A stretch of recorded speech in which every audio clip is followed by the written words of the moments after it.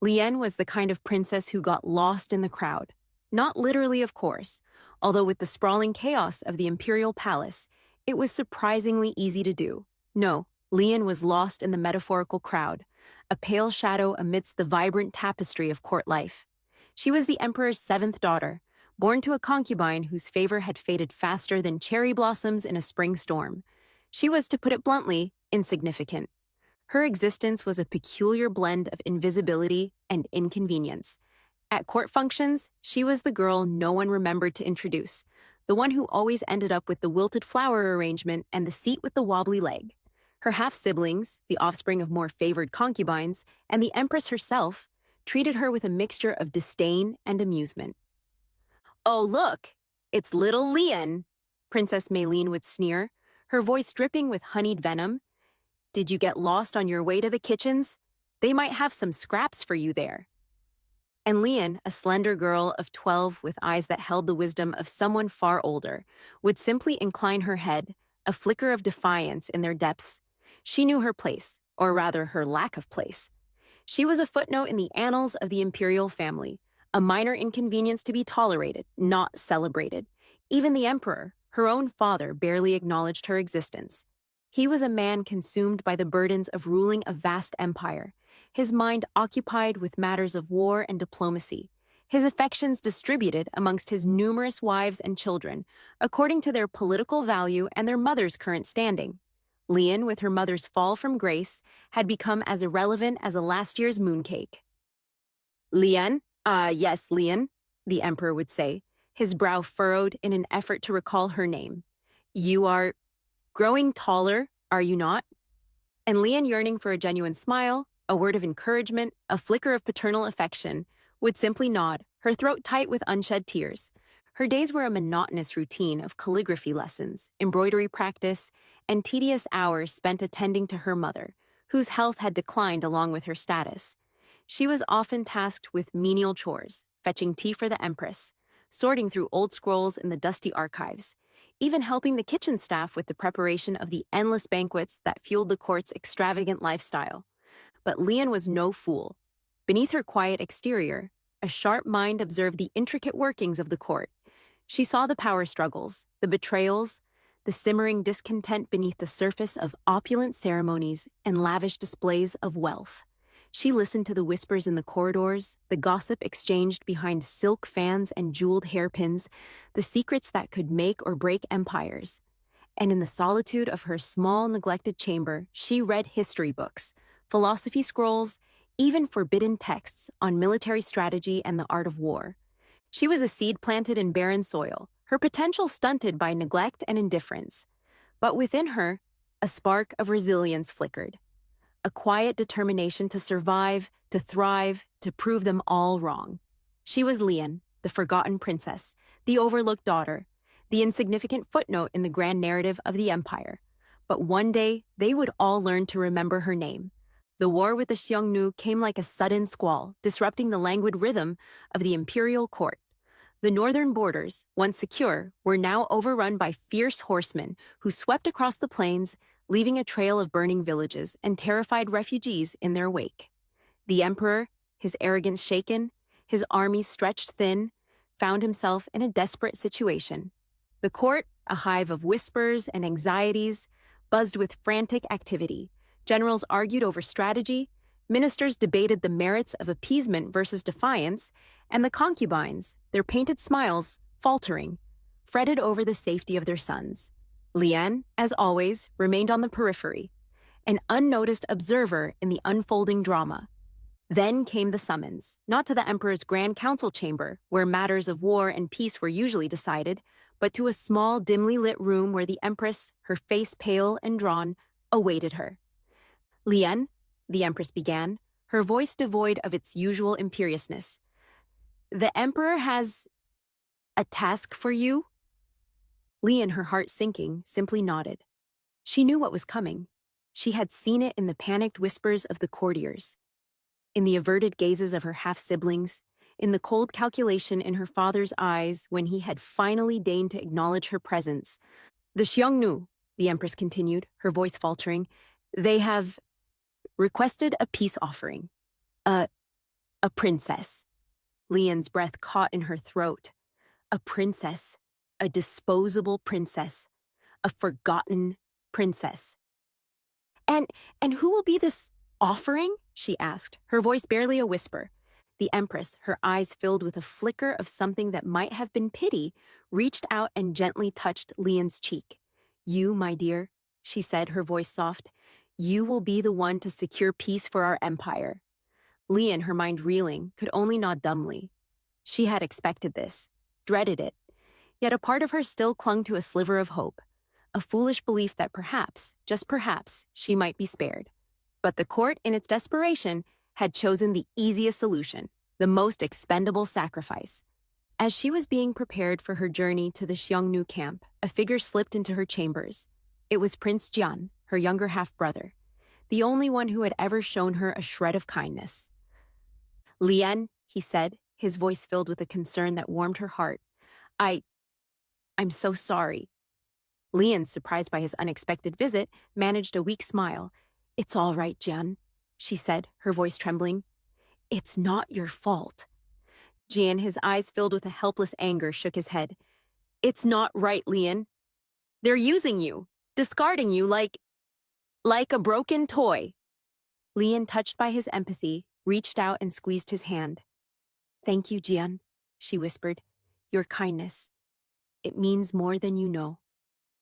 Jian, his face pale, leaned forward and embraced her, a brief, awkward hug that conveyed more affection than she had ever received from her family. Be safe, Lian, he whispered. Come back to us. Lian, clinging to his words, nodded. She knew the odds were stacked against her, that her journey was likely a one-way trip to a brutal and uncertain fate. But Jian's kindness, his unexpected show of support, gave her a flicker of hope, a spark of defiance that would fuel her in the dark days to come. As she was escorted out of the palace, her head held high, her eyes fixed on the distant horizon, Lian made a silent vow. She would not be a victim. She would not be a pawn. She would not be forgotten. She would survive, and one day she would return, not as a princess, but as a force to be reckoned with. The journey to the Xiongnu camp was a blur of endless plains, biting winds, and the ever-present fear gnawing at Leon's heart.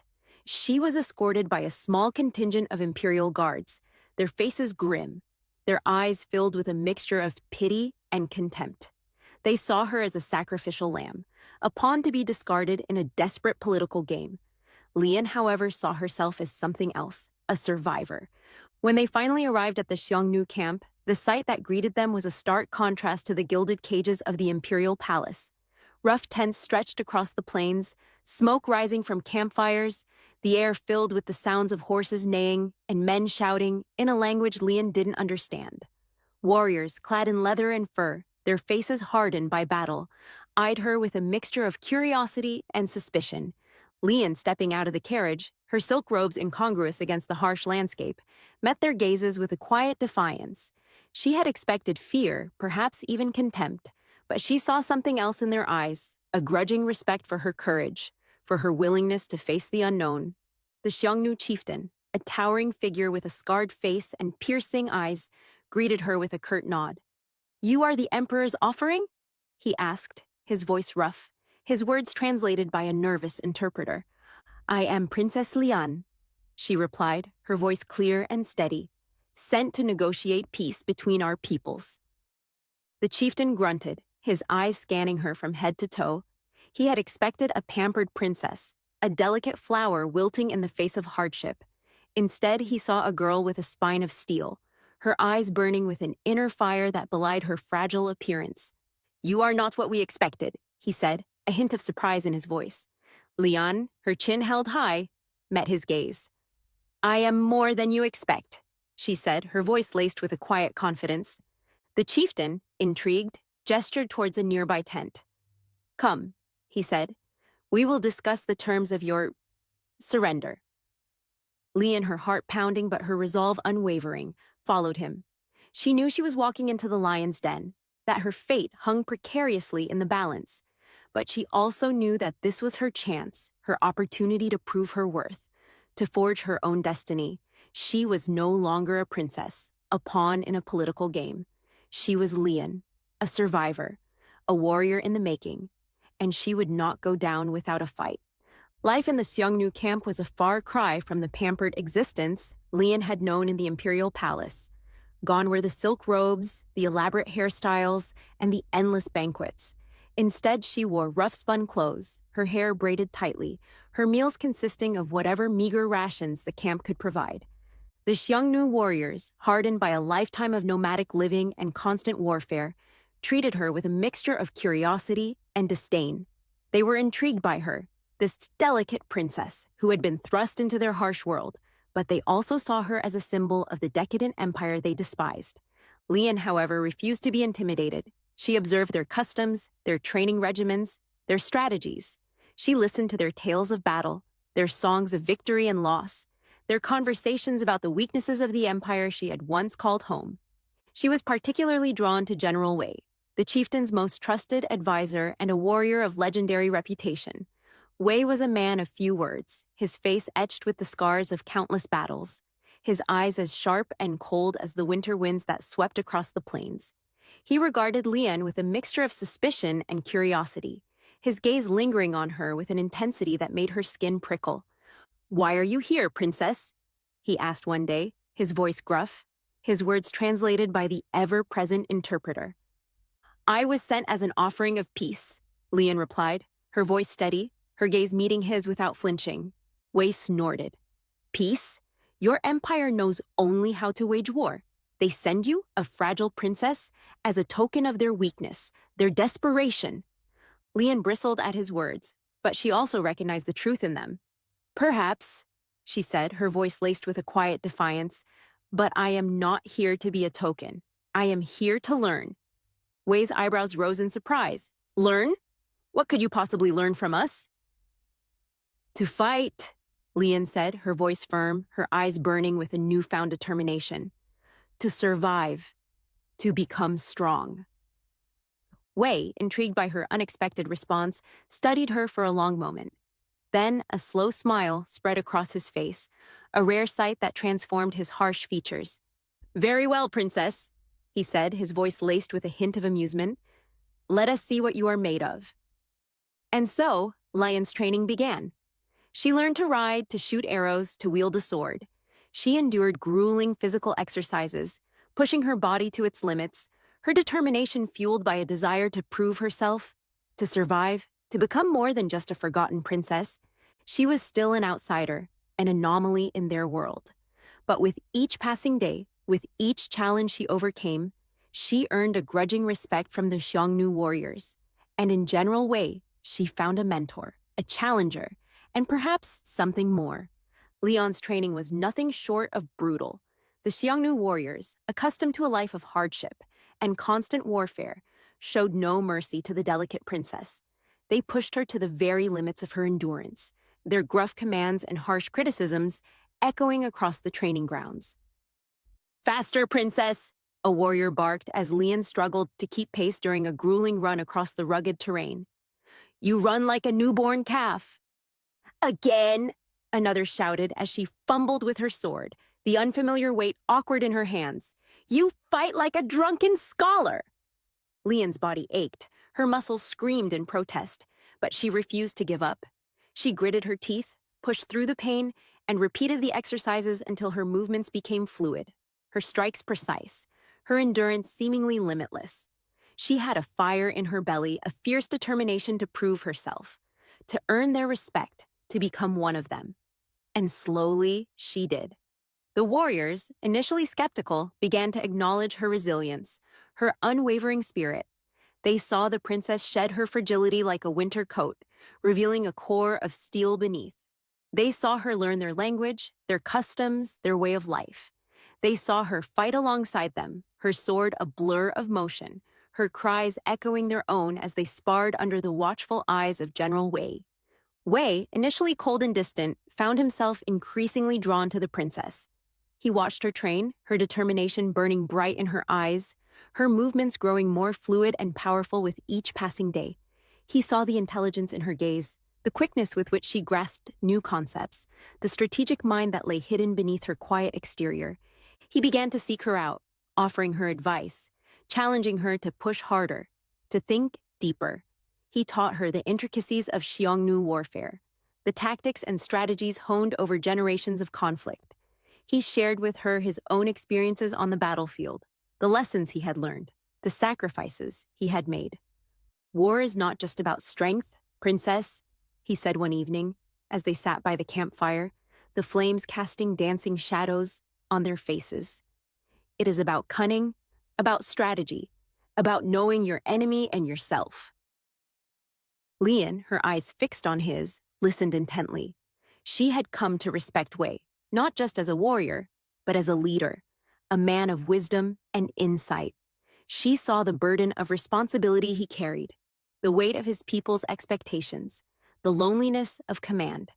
And as they talked, sharing stories and strategies, a spark ignited between them, a connection that transcended their different worlds, their opposing loyalties.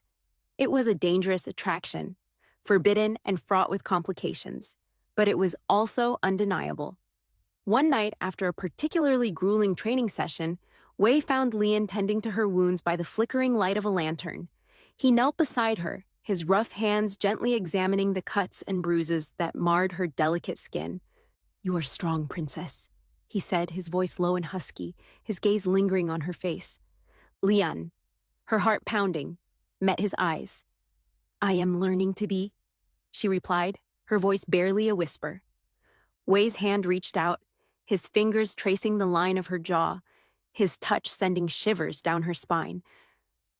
"You are more than just a princess, Lian," he said, his voice filled with a meaning that went beyond words. Lian, her breath catching in her throat, leaned into his touch, her eyes closing as she surrendered to the moment, the forbidden attraction, the dangerous possibility of something more.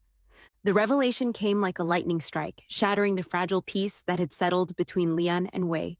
It was during a moonless night, the wind howling through the Xiongnu camp, that Wei sought her out, his face etched with a grim determination she had never seen before. "Lian," he began, his voice low and urgent, "there is something you must know." Lian, her heart pounding with a premonition of something momentous, simply nodded, her eyes fixed on his. "I am not who you think I am," Wei continued, his voice heavy with unspoken burdens. "I am not just a general. I am the prince." Lian's breath hitched. The prince? The heir to the Xiongnu throne? The enemy of her people? The realization struck her like a physical blow, leaving her reeling.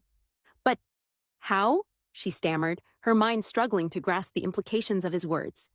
Wei, his gaze fixed on the distant horizon, recounted his story. He had been sent away as a child, hidden among the nomadic tribes, to protect him from the political machinations of the Xiongnu court.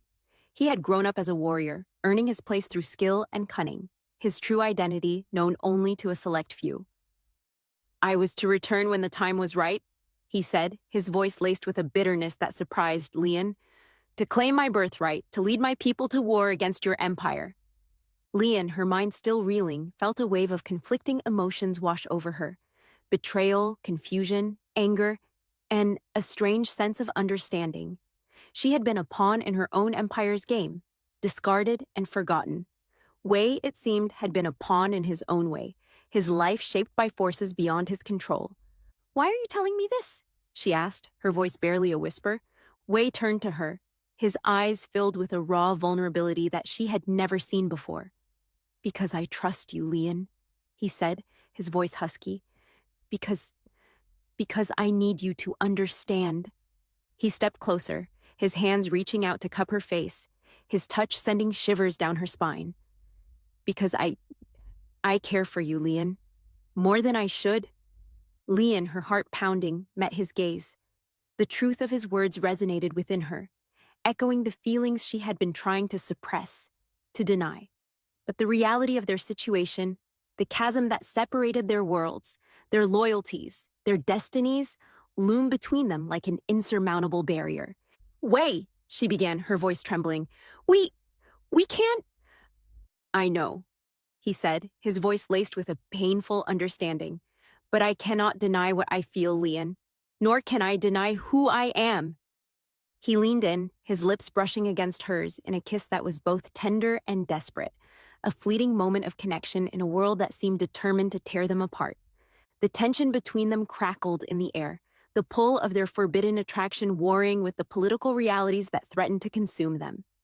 Lian, torn between her loyalty to her homeland and her growing feelings for Wei, found herself at a crossroads, a dangerous precipice where one wrong step could shatter everything she had fought for, everything she had come to believe in. Lian's transformation was complete. The delicate princess was gone, replaced by a fierce warrior, a cunning strategist, a leader who commanded respect and inspired loyalty. She had learned the Xiongnu ways, their brutal efficiency, their unwavering commitment to victory. She mastered their style of warfare, adapting it with her own insights, creating tactics that were both innovative and devastatingly effective. Her successes on the battlefield became legendary. She led raiding parties that crippled imperial supply lines, orchestrated ambushes that decimated enemy patrols, and devised siege strategies that brought even the most fortified cities to their knees. Her name, once synonymous with weakness and insignificance, was now whispered in awe and fear, the god of war. One particular victory cemented her reputation. A large imperial army, confident in their superior numbers, had cornered a smaller Xiongnu force, trapping them in a narrow mountain pass. The imperial generals, certain of their victory, prepared to deliver the final blow.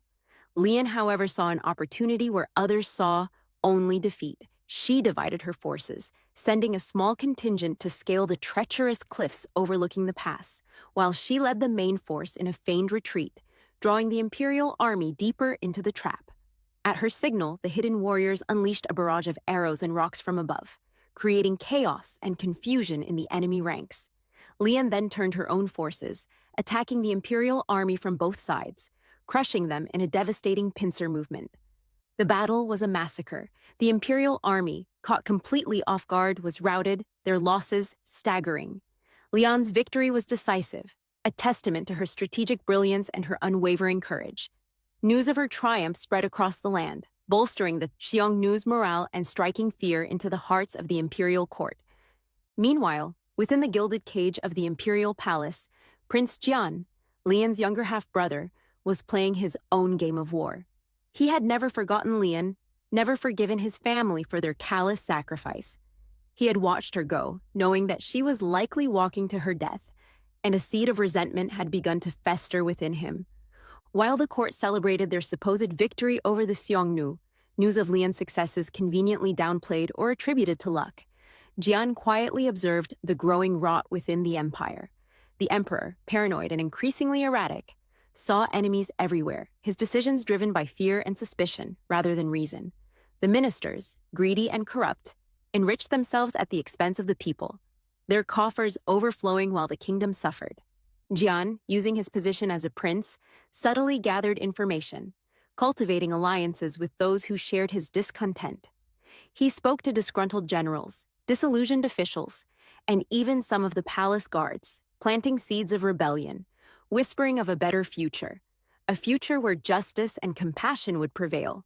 He was careful, methodical, playing a long game. He knew that open defiance would be suicide. He needed to build his support base, to gather evidence of the court's corruption, to wait for the opportune moment to strike. He knew that his sister, somewhere beyond the borders, was fighting her own battles, forging her own destiny. And he believed that one day she would return. And when she did, he would be ready. He would be waiting. He would be her ally. Or so he hoped. He knew the woman returning would be very different from the sister he remembered. He just hoped she wouldn't see him as another enemy to be conquered. The summons came at dawn, carried by a dust-covered rider who had ridden through the night. Wei, his face grim, read the message, the parchment crackling in his calloused hands. His father, the Xiongnu emperor, was ailing. His presence was required, not as a general, but as the heir to the throne. He found Lian practicing her swordsmanship, her movements a blur of controlled fury, her brow furrowed in concentration. She had blossomed in the harsh landscape of the steppes, the fire in her spirit burning brighter than ever before. Wei's heart ached at the thought of leaving her, of the chasm that was about to open between them. "Lian," he began, his voice heavy, "I have received news." She stopped her practice, her eyes sharp and perceptive, sensing the gravity of his tone. "What is it, Wei?" He hesitated, the words catching in his throat. How could he explain the impossible choice he faced, the conflict tearing him apart? My father, he is ill, he finally managed, the words inadequate, pale shadows of the truth. I must return. Leanne's expression softened with concern. I'm sorry to hear that way. Is there anything I can do? He shook his head, a bitter laugh escaping his lips. You've already done too much, Princess.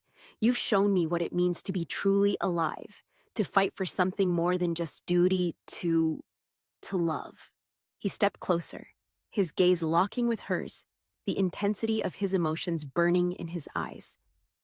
Leon, he began, then stopped, the words failing him.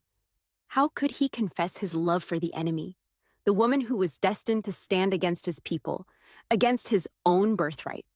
Leon, sensing his turmoil, reached out, her hand gently touching his arm. Wei, what is it? What are you not saying? He took a deep breath, the decision made, the truth demanding to be spoken. Leon, I am not just a general. I am the Xiongnu prince. The shock on her face mirrored the turmoil in his own soul. He watched as understanding dawned in her eyes, the realization of the impossible situation they were in. I was sent away as a child, he explained, his voice low and urgent, hidden to protect me from those who sought to usurp the throne. I was to return one day to claim my birthright, to lead my people against yours. He saw the conflict in her eyes, the same battle raging within her that raged within him. He knew what she was thinking, the question swirling in her mind. Why? She finally asked, her voice barely a whisper. Why tell me this? Why now? Because I cannot lie to you, Leon, he said, his voice raw with emotion. Because I love you? He cupped her face in his hands, his thumbs gently stroking her cheeks, memorizing every detail, every curve, every freckle. I love you, Leon, he repeated, his voice firm this time, the declaration echoing in the silence of the tent. And I cannot bear the thought of leaving you, of fighting against you, of losing you. He saw the tears welling up in her eyes, the conflict tearing her apart. He knew he was asking the impossible, demanding a choice that defied logic, that betrayed everything she had ever known. Wei, she whispered, her voice choked with emotion. I don't know what to say.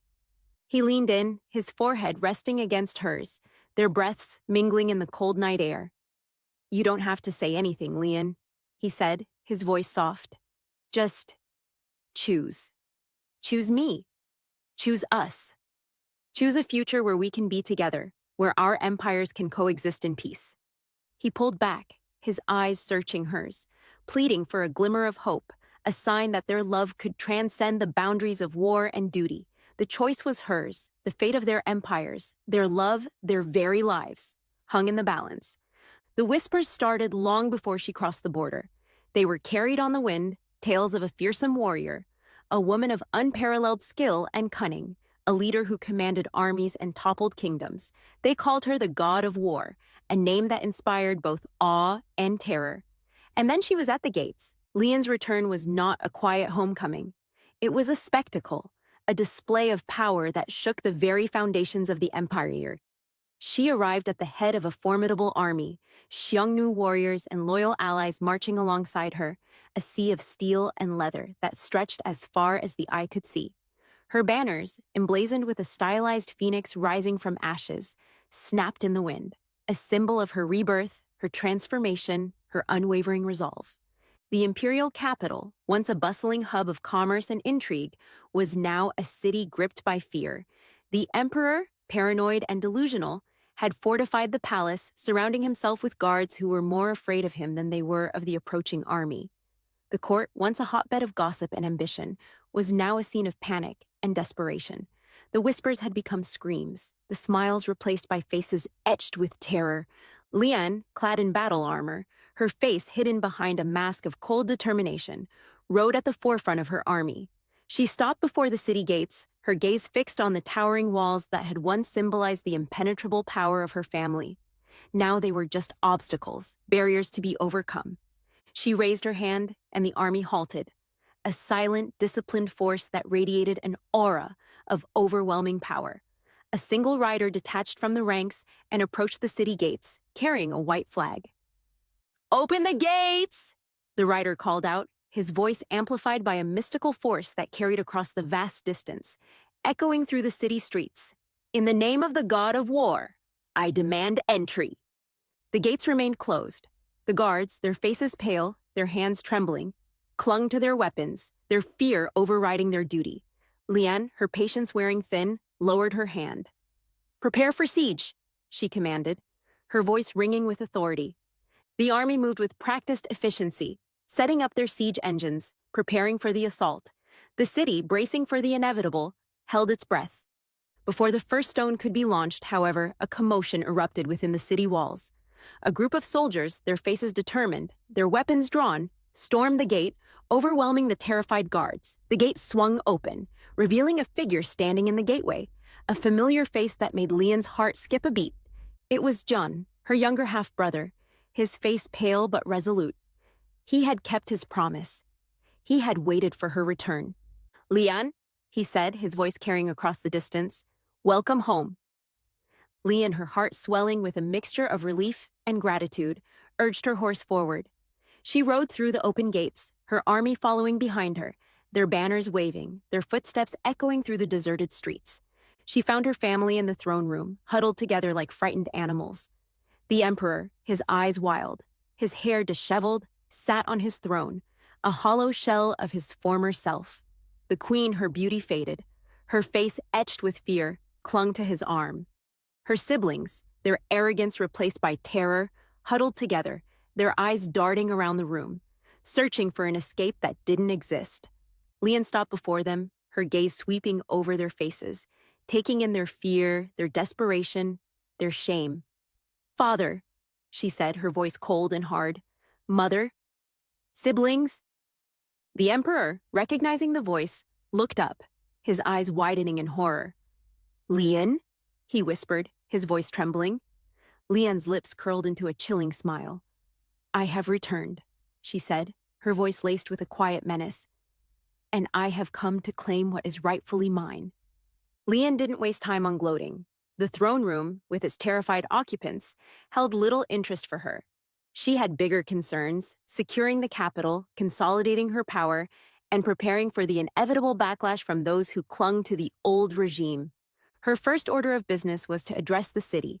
She rode through the streets, her Xiongnu warriors flanking her, their presence a stark reminder of the empire's vulnerability.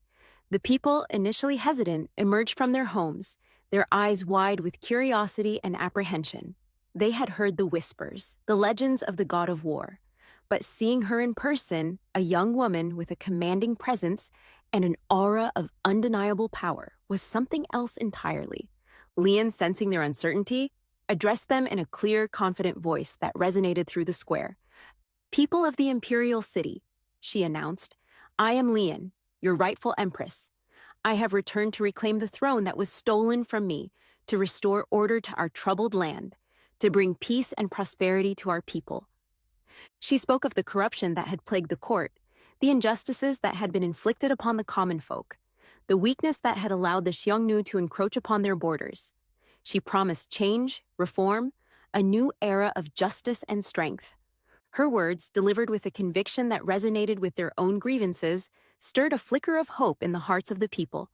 They had suffered under the old regime, and the prospect of a new leader, a warrior who had proven her strength and her determination, was a welcome change. Liane, sensing their shifting mood, pressed her advantage.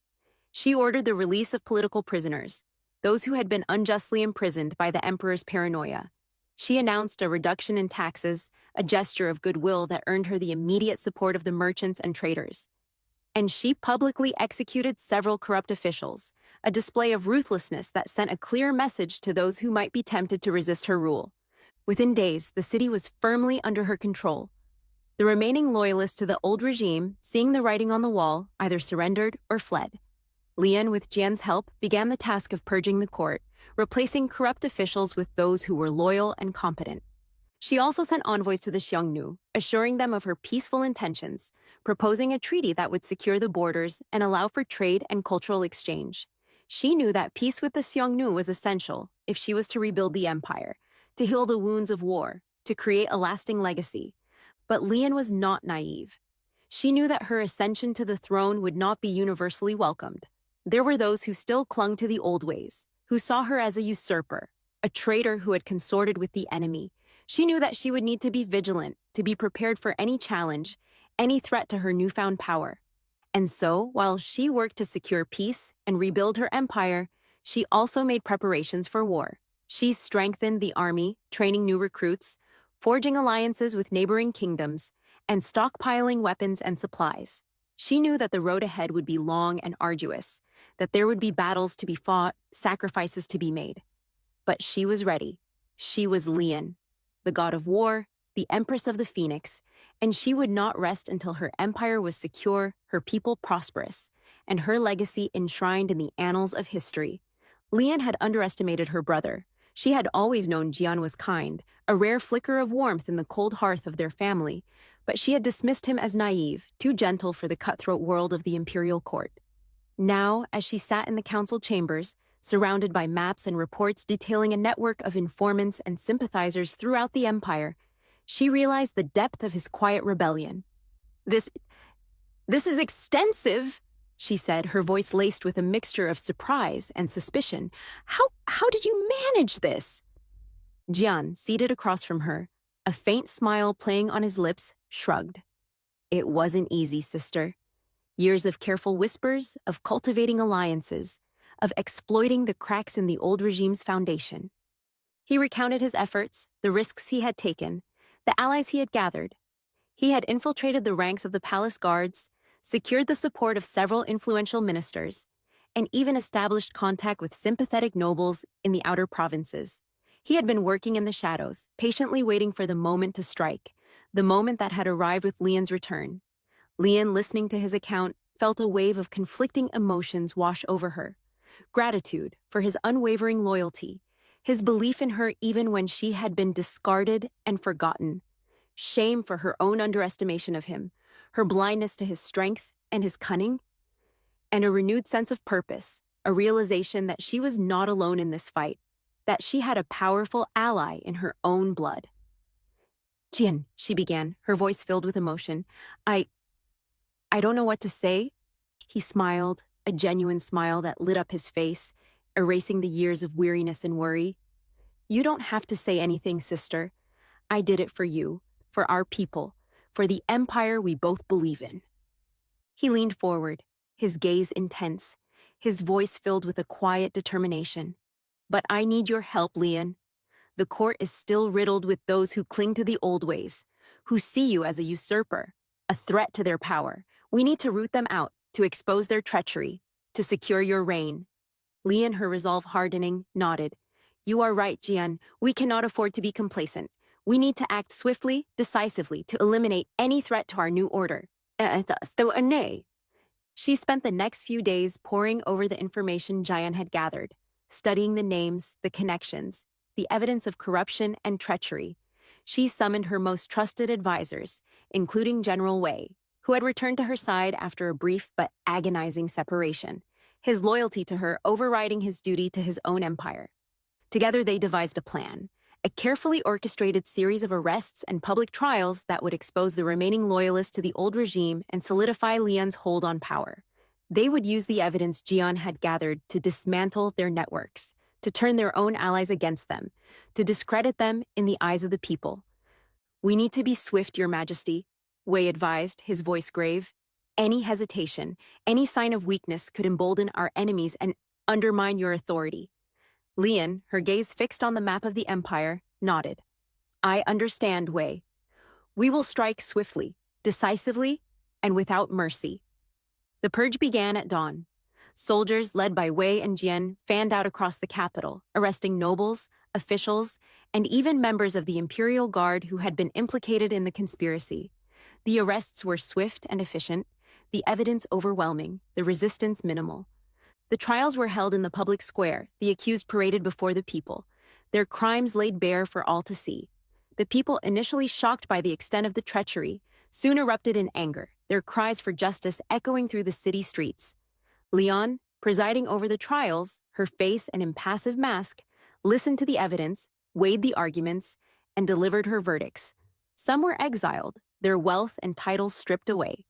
Others were imprisoned, their sentences harsh but just.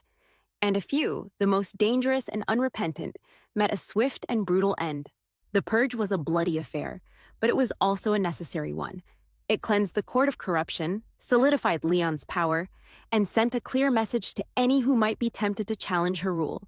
And as the dust settled, a new era dawned, an era of justice, strength, and hope, an era forged in the fires of rebellion and the unwavering bond between a sister and her brother. The peace Leon had fought so hard for proved to be as fragile as a spider's silk in a hurricane. Just as the empire began to heal, to rebuild, to believe in a brighter future, the Xiongnu threat returned, more menacing than ever before. It started with whispers, rumors carried by traders and travelers, tales of a new Khan, a ruthless warlord who sought to unite the fractured tribes and unleash their fury upon the weakened empire. Then came the envoys, their faces grim, their words blunt. "The Khan demands the surrender of the empire," the lead envoy declared, his voice echoing in the tense silence of the council chambers. "He offers you a choice, Empress Lian. Submit and become his concubine or face annihilation." Lian, seated on her throne, her expression unreadable, listened to the envoy's ultimatum. A flicker of anger sparked in her eyes, but she quickly masked it, her years in the Xiongnu camp having taught her the value of controlling her emotions.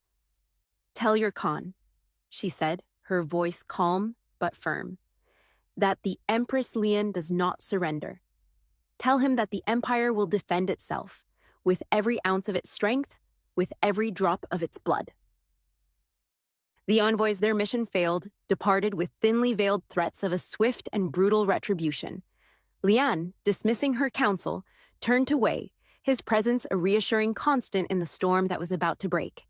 "It seems our peace was short-lived," she said, a wry smile playing on her lips. Wei, his expression grim, nodded. "The Xiongnu are a formidable enemy, Lian, but we are prepared, we will fight, and we will prevail." The war began with a series of lightning raids across the northern border. The Xiongnu, their numbers swelled by newly united tribes, attacked with a ferocity that caught the imperial forces off guard. Lian, however, had anticipated this tactic. She had spent the past months strengthening the border defenses, training new recruits, and stockpiling supplies. She had also studied the Xiongnu's tactics, their strengths and weaknesses, their patterns of attack. She countered their raids with swift and decisive counterattacks, using her knowledge of the terrain and her understanding of the Xiongnu mindset to her advantage. She employed guerrilla tactics, harassing their supply lines, ambushing their patrols, and disrupting their communications. She turned their own aggression against them, forcing them to expend their energy and resources on futile pursuits. The key battle took place on the plains of Zheng, a vast expanse of grassland that had witnessed countless clashes between the two empires. The Xiongnu, led by the new Khan, a towering figure clad in black armor, outnumbered the imperial forces 2-1.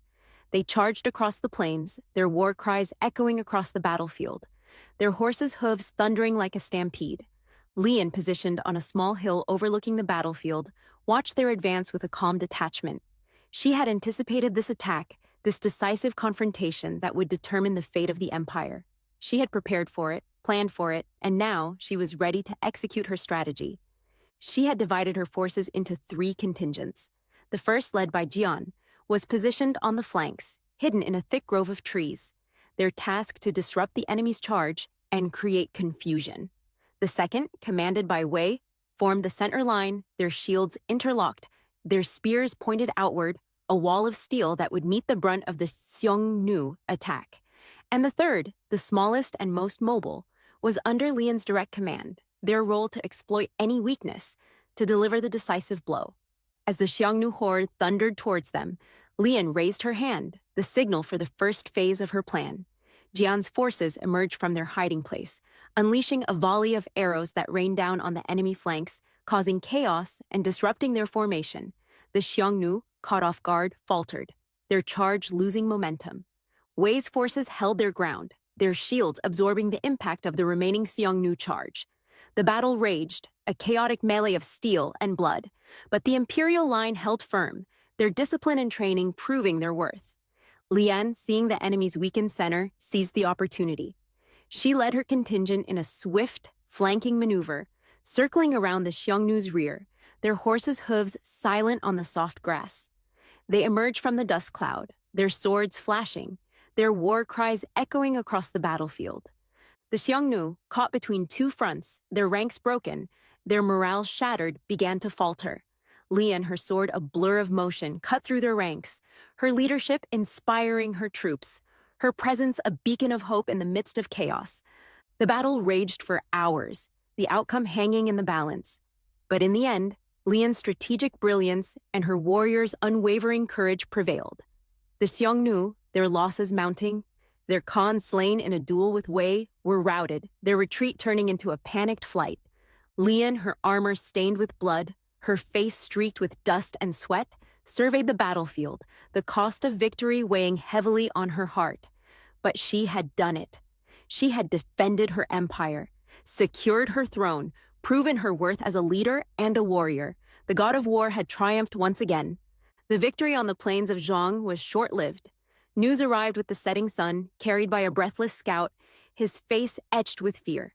The Khan was not dead. He had been a decoy, a clever ruse to lure Lian into a false sense of security. The real Khan, Altan, a seasoned warrior and Wei's own uncle, had been leading a separate force, a force that was now bearing down on the imperial capital. A wave of exhaustion washed over Lian. Just when she thought the war was won, another battle loomed, a battle that threatened to undo everything she had fought for. But surrender was not an option. She had come too far, sacrificed too much, to let her empire fall now. "We will defend the capital," she declared, her voice ringing with a steely resolve that belied her weariness. "We will make our stand here, and we will prevail." The capital braced for siege. The city walls were reinforced, the defenses strengthened, the citizens mobilized. Lian, drawing on her years of experience in the Xiongnu camp, organized the defenses, assigning tasks, deploying troops, her mind a whirlwind of strategic calculations. Altan's army arrived like a storm, a vast horde of warriors that dwarfed even the force Lian had faced on the plains of Zhang. They surrounded the city, their siege engines pounding the walls, their archers raining down arrows, their warriors attempting to scale the defenses. The battle raged for days, a brutal, relentless struggle for survival. Lian, clad in her battle armor, her sword a constant companion, moved through the city, rallying her troops, inspiring her people, her presence a beacon of defiance in the face of overwhelming odds. But the enemy was relentless. Altan, a cunning and ruthless leader, pressed his advantage, exploiting every weakness, probing every defense. He led his warriors in daring attacks, scaling the walls, breaching the gates, pushing deeper into the city. The tide turned when Altan himself joined the fray. He was a force of nature, a whirlwind of destruction, his sword cleaving through imperial soldiers, his war cries echoing through the streets. He sought Lian out, his desire for vengeance burning in his eyes, his hatred for the woman who had defied him, who had stolen his nephew's loyalty, fueling his rage. Lian, recognizing the danger, met his challenge. They clashed in the heart of the city, their swords meeting in a shower of sparks, their battle cries echoing through the smoke-filled air. Lian, though skilled, was no match for Altan's raw power and experience.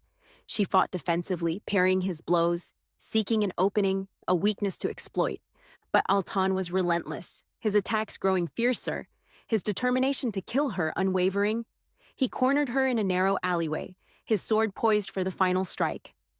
"It ends here, Empress," he snarled, his voice filled with triumph. Just as he lunged, a figure intercepted him, his sword deflecting Altan's blow. It was Wei, his face pale, his eyes filled with a conflict that mirrored Lian's own.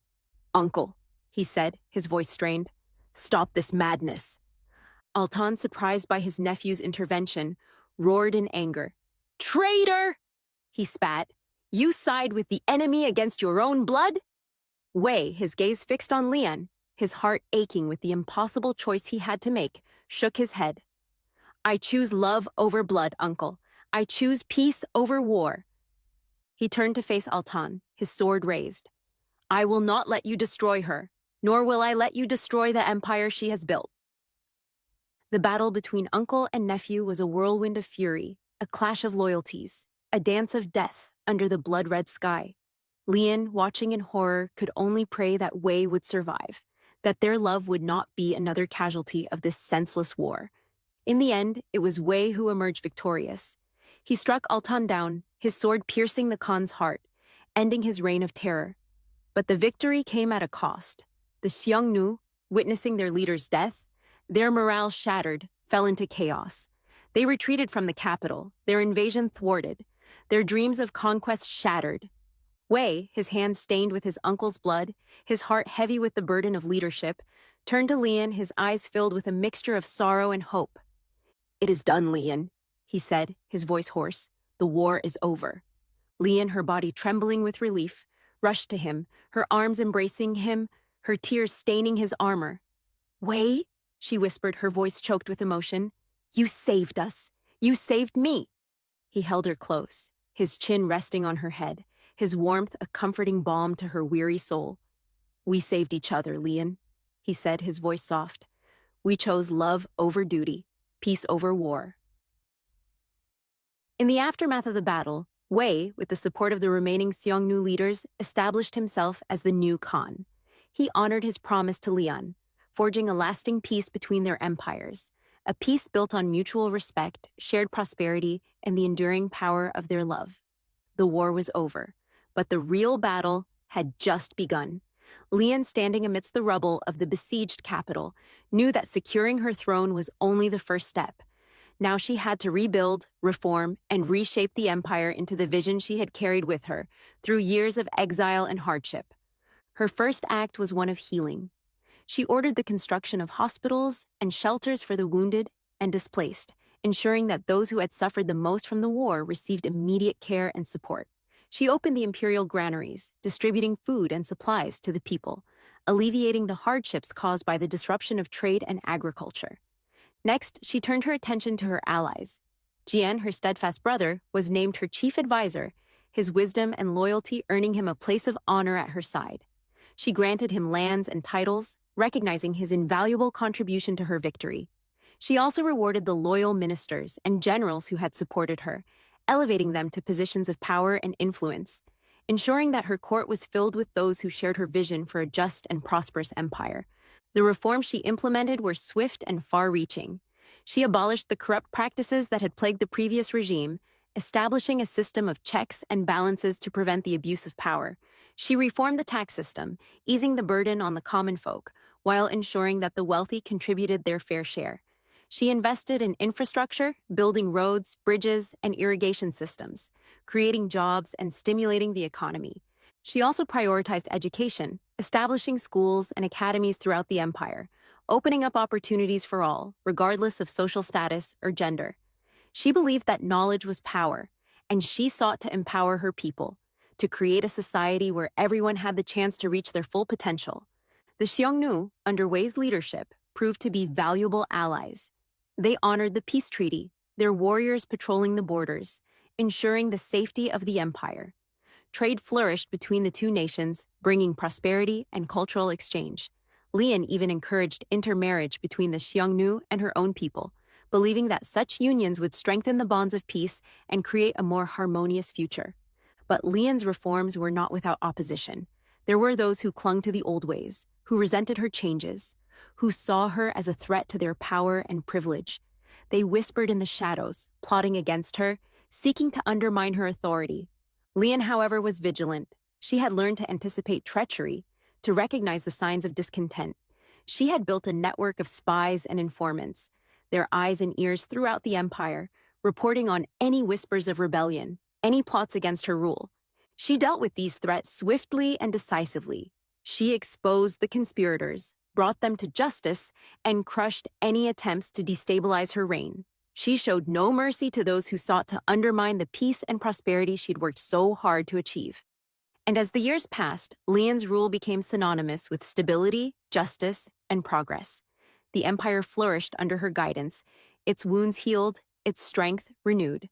The people, once wary, now embraced her as their leader, their protector, their empress. Lian, however, never forgot the sacrifices that had been made, the battles that had been fought, the price that had been paid for peace. She carried the scars of war, both physical and emotional, a constant reminder of the fragility of power, the ever-present threat of chaos. She ruled with a firm hand, but also with compassion and understanding. She listened to her advisors, sought the counsel of her people, and made decisions that were in the best interest of the empire, even if they were unpopular or difficult. And as she sat on her throne, the weight of the crown a familiar burden, she knew that her journey was far from over. There would be new challenges, new threats, new battles to be fought. But she was ready. She was Lian, the god of war, the empress of the Phoenix, and she would continue to lead her people, to protect her empire, to forge a legacy that would endure for generations to come. The wedding was a spectacle unlike any the empire had ever seen. Lian, clad in crimson and gold, a phoenix embroidered on her flowing robes, stood beside Wei, his Xiongnu attire a stark contrast to the imperial finery. They were a picture of contrasts, the fiery empress and the stoic Khan, their union a symbol of the unlikely peace that had been forged between their peoples. "By the power vested in me," the court official proclaimed, his voice echoing through the grand hall, "I now pronounce you husband and wife." Cheers erupted, a joyous cacophony that blended the languages and customs of two cultures. Lian, her eyes sparkling with a happiness she had never thought possible, met Wei's gaze, a silent promise exchanged between them. Their marriage was more than just a personal union. It was a political strategy, a bold move to solidify the peace and create a new, unified empire. Lian, with Wei's support, announced their intention to merge the two realms, creating a single, powerful entity that would stretch from the northern steppes to the southern seas. The challenges were immense. Centuries of mistrust and conflict had created deep divisions between the two cultures. There were those who resisted the merger, fearing the loss of their traditions, their identities, their power. Lian and Wei, however, were determined to overcome these obstacles. "We will build a new empire," Lian declared in a grand assembly, her voice ringing with conviction. "An empire where both Xiongnu and imperial citizens are equal, where our strengths complement each other, where our differences enrich us." She implemented policies that promoted integration and understanding. She encouraged trade and cultural exchange, established schools that taught both languages and histories, and created a joint council where representatives from both cultures could voice their concerns and contribute to the governance of the new empire. Wei, with his deep understanding of the Xiongnu people, proved to be an invaluable partner. He traveled throughout the empire, meeting with tribal leaders, addressing their concerns, and assuring them of Lian's commitment to their well-being. He also acted as a bridge between the two cultures, mediating disputes, fostering understanding, and building trust. The process was not without its difficulties. There were clashes, misunderstandings, and setbacks. But Lian and Wei, with their unwavering determination and their shared vision, navigated these challenges with patience and wisdom. "It's not easy," Lian admitted one evening, as she and Wei sat by the fire in their private chambers, the weight of the empire pressing down on them. "No," Wei agreed, his hand reaching out to clasp hers, "but it is worth it." He looked at her, his eyes filled with admiration and love. "You are doing something extraordinary, Lian. You are creating a legacy that will be remembered for generations to come." Lian, her heart warmed by his words, smiled. "We are doing it together, Wei, and that is what makes it truly special."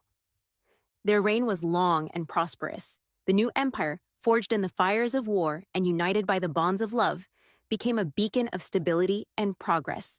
Trade flourished, cities grew, and the arts and sciences thrived.